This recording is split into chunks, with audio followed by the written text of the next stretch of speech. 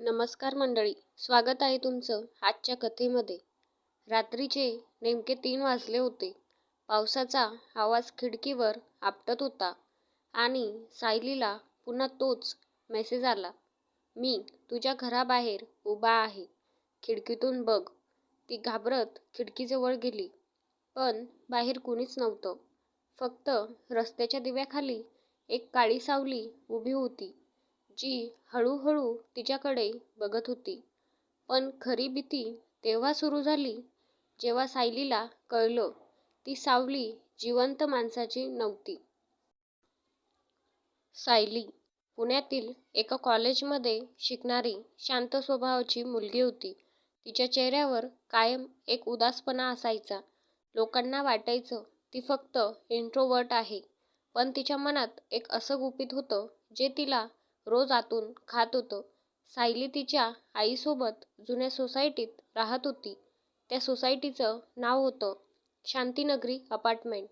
पण त्या जागेत कधीच शांती नव्हती. लोक म्हणायचे त्या बिल्डिंगमध्ये रात्री 3 वाजता विचित्र गोष्टी घडतात. कधी जिन्यात पावलांचे आवाज, कधी रिकाम्या फ्लॅटमधून रडण्याचा आवाज. पण सायलीने कधी या गोष्टींकडे लक्ष दिलं नाही, कारण तिच्या मनातली भीती या सगळ्यांपेक्षा मोठी होती. सायलीची आई गावाला गेली होती आणि ती घरात एकटीच होती. त्या रात्री जोराचा पाऊस पडत होता. घड्याळात रात्रीचे 2:57 झाले होते. सायली मोबाईलवर रील्स पाहत होती. अचानक तिच्या मोबाईलवर अननोन नंबरवरून मेसेज आला. झोपलीस का? सायली घाबरली. तिने रिप्लाय केला नाही. 2 मिनिटांनी पुन्हा मेसेज आला. खिडकी उघड. आता तिच्या अंगावर काटा आला. तिने पटकन पडदा बाजूला केला. बाहेर अंधार, रिकामा रस्ता आणि पावसात हलणारी झाडं. कोणीच नव्हतं. सायलीने स्वतःला समजावलं, कुणीतरी प्रँक करत असेल. ती पुन्हा बेडवर जाऊन बसली. तेवढ्यात घड्याळात 3 वाजले आणि अचानक तिच्या घराची बेल वाजली. टिंग टॉंग. सायलीचं हृदय जोरात धडधडू लागलं. ती हळूच दरवाजाजवळ गेली. डोअर आयमधून बाहेर पाहिलं, पण बाहेर कुणीच नव्हतं. फक्त ओल्या जमिनीवर चिखलाने बनलेले पावलांचे ठसे होते, जे हळूहळू दरवाजापासून दूर जात होते. सायलीने दरवाजा उघडायची हिंमत केली नाही. ती मागे वळली आणि अचानक तिचा मोबाईल पुन्हा वाजला. Video call. Unknown number. तिने थरथरत्या हाताने कॉल उचलला. स्क्रीन काळी होती. फक्त श्वासाचा आवाज येत होता. हा. सायली घाबरून ओरडली. कोण आहेस तू? काही सेकंद शांतता. आणि मग एका लहान मुलीचा आवाज आला. दीदी, मला आत येऊ दे. सायलीचा जीव घशात आला. ती लगेच कॉल कट करणार इतक्यात स्क्रीनवर चेहरा दिसला. एक छोटी मुलगी, पूर्ण भिजलेली, डोळे काळे आणि चेहऱ्यावर विचित्र हसू. सायली किंचाळली आणि मोबाईल खाली पडला. त्या रात्री तिला झोप लागली नाही. सकाळ झाली. तिने सगळं तिच्या मैत्रीण प्राजक्ताला सांगितलं. प्राजक्ता हसली. अगं, कुणीतरी प्रँक करत असेल. पण सायलीच्या मनात ती मुलगी जात नव्हती. त्या रात्री पुन्हा 3 वाजता मेसेज आला. आज मी घरात येणार. सायलीने भीतीने सगळे दरवाजे बंद केले, लाईट्स ऑन ठेवले आणि देवासमोर बसून राहिली. 3:02 किचनमधून आवाज आला. ठक ठक. सायली थरथरत किचनकडे गेली. तिथे कोणीच नव्हतं, पण फ्रीजवर पाण्याने लिहिलं होतं, तू मला का सोडलंस? सायली रडायला लागली. मी कोणाला सोडलं नाही. तेवढ्यात तिच्या डोक्यात एक आठवण चमकली. सायलीच्या डोळ्यात अश्रू आले. नाही, हे शक्य नाही. त्या रात्री पहिल्यांदाच सायलीने तिच्या आईला फोन केला. आई काही सेकंद शांत राहिली, मग रडायला लागली. सायली, आम्ही तुला खरं कधी सांगितलं नाही. सायली हादरली. काय खरं? आई म्हणाली, त्या रात्री गौरी हरवली नव्हती, ती तुझ्यामुळे गेली होती. सायलीच्या पायाखालची जमीन सरकली. पण तू अजूनही स्वतःला दोष देतेस ना? सायलीच्या डोळ्यात पाणी आलं, कारण सत्य खूप भयानक होतं. 12 वर्षापूर्वी सायली तेव्हा 10 वर्षाची होती आणि तिची छोटी बहीण गौरी फक्त 7 वर्षाची. गौरी खूप निरागस होती. ती कायम सायलीच्या मागे फिरायची. दीदी, माझ्यासोबत खेळ ना. पण त्या दिवशी सायलीचा मूड खराब होता. तिला स्पर्धेत हार मिळाली होती. ती खूप चिडलेली होती. गौरी पुन्हा तिच्या मागे आली. दीदी, बाहेर पाऊस पडतोय, चल ना. रागात सायली ओरडली, जा इथून. पण गौरी हटत नव्हती. सायलीने रागाच्या भरात तिला घराबाहेर ढकललं आणि दार बंद केलं. बाहेर मुसळधार पाऊस सुरू होता. गौरी रडत होती, दीदी दार उघड ना. पण सायलीने हट्टाने बेडवर जाऊन झोपली. तिला वाटलं, थोड्या वेळाने दार उघडेन.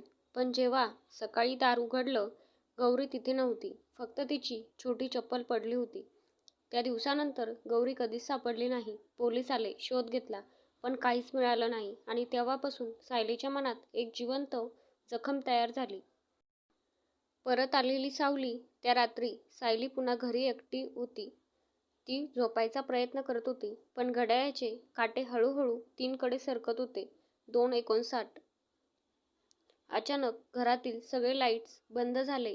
पूर्ण अंधार. सायली घाबरून उठली. तेवढ्यात तिच्या कानाजवळ कोणीतरी कुजबुजलं, दीदी. सायली थरथरली. ती मोबाईलचा फ्लॅशलाईट चालू करून मागे वळली, पण तिथे कोणीच नव्हतं. अचानक किचनमधून भांडं पडल्याचा आवाज आला. मला खूप थंडी वाजत होती. सायली जोरात रडू लागली, गौरी, मला माफ कर. तेवढ्यात तिच्या मागून लहान पावलांचा आवाज आला.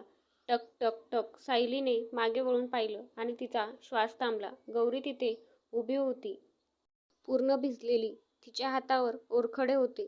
डोळ्यात दुःख होतं, राग नव्हता. ती हळू आवाजात म्हणाली, मी खूप वेळ तुझी वाट पाहिली दीदी. सायली रडत तिच्यासमोर बसली. मला माफ कर. मी तुला बाहेर सोडायला नको होतं.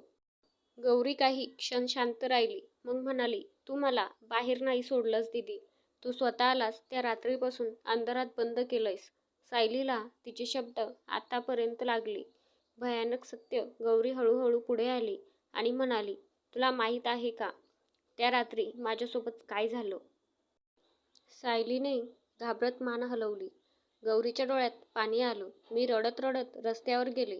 मला वाटलं तू मला घ्यायला येशील. पण मग एक काळी कार माझ्यासमोर थांबली. सायली हादरली.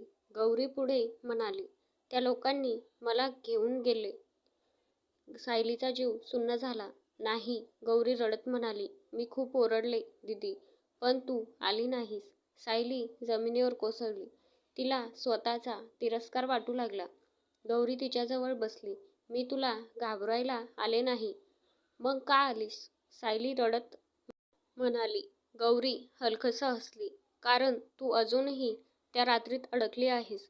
शेवट. बाहेर पाऊस थांबला होता. खोलीत शांतता पसरली. गौरी हळूहळू मागे जाऊ लागली. सायली घाबरून म्हणाली, पुन्हा जाऊ नकोस. गौरी म्हणाली, जे लोक खरंच आपले असतात ते कधीच पूर्णपणे दूर जात नाहीत. मला विसरू नकोस, पण स्वतःला दोष देणं थांबव. सायली रडत तिच्याकडे पाहत राहिली आणि हळूहळू गौरीची सावली अंधारात विरून गेली. त्या रात्रीनंतर सायलीला पुन्हा कधी 3 वाजता मेसेज आला नाही. पण आजही जेव्हा रात्री पाऊस पडतो, सायली खिडकीत उभी राहते आणि तिला असं वाटतं, रस्त्याच्या दिव्याखाली एक छोटी मुलगी अजूनही तिच्याकडे बघून हसते. काही जखमा वेळ भरून काढत नाही, कारण त्या जखमा शरीरावर नाही तर मनावर झालेल्या असतात. मंडळी, जर तुम्हाला ही स्टोरी आवडली असेल तर व्हिडिओला लाईक करा आणि अशाच इमोशनल स्टोरीजसाठी चॅनलला सबस्क्राईब करायला विसरू नका. धन्यवाद.